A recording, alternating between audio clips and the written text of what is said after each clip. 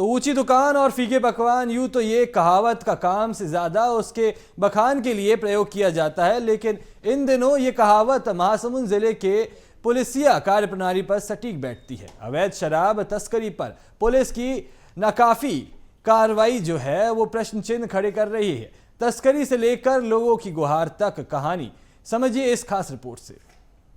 ऊंची दुकान, फीके पकवान, शराब तस्करी के निशान।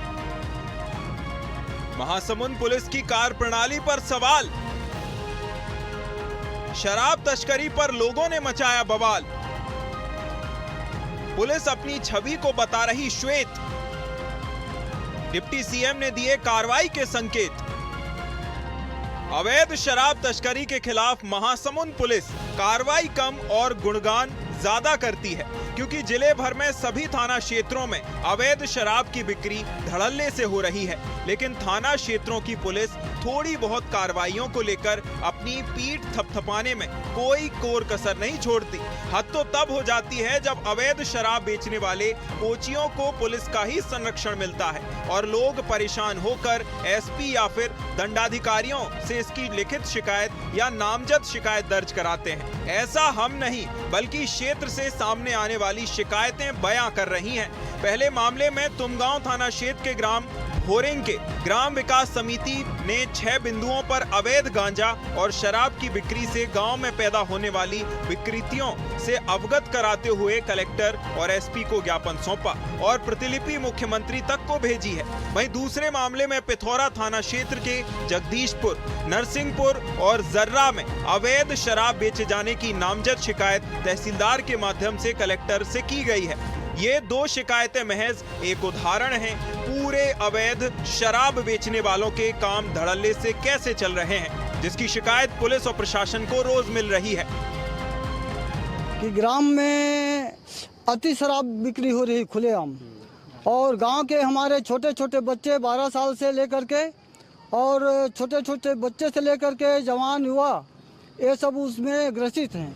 और उनसे आम रास्ते में, चौक चौराहे में महिलाओं को, बच्चों को, आम पब्लिक को तकलीफ होती है कि अनाप शनाप गाली गलौज के बर्ताव करते हैं, छेड़छाड़ के नौबत करते हैं, सीसी उसी को खेत में रास्ते में तोड़ करके बिखेर देते हैं। और शराब की अंतर्गत तो ऐसी बेतिहासा शराब बिक रहे हैं जिसको सोचना भी मुश्किल है कि कई लोग तो ऐसे हैं कि 5-10 पौवा जेब में पकड़े हैं और ऐसा नहीं लगता कि ये शराब बेचते हैं, लेकिन वो खुद पी रहे हैं। ऐसा लग करके वो गली चौराहे जहाँ पर भी हो, मंदिर में, पानी टंकी में, यानी खुलेआम पीते हैं।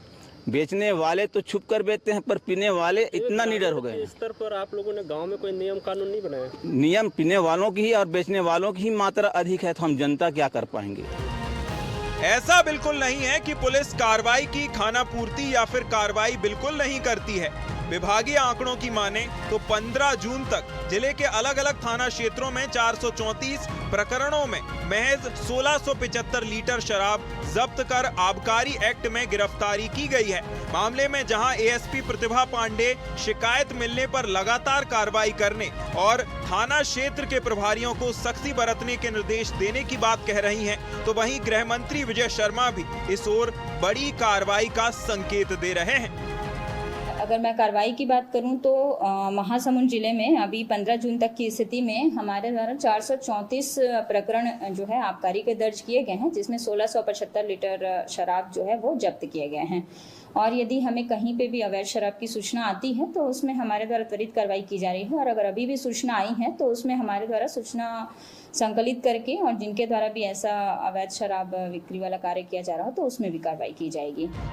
पुलिस प्रशासन और गृह मंत्री के बयान से यह तो लग रहा है कि आने वाले दिनों में अवैध शराब को लेकर सख्ती बरती जाएगी, लेकिन जिले के जिन जिन थाना क्षेत्रों में अवैध शराब की बिक्री और तस्करी धड़ल्ले से चल रही है, आखिर उन पर मेहरबान क्या विभागीय कर्मचारियों पर कार्रवाई होगी या फिर महासमुंद पुलिस हमेशा की तरह अपनी पीठ ऊंची दुकान, फीके पकवान की तरह थपथपाती रहेगी?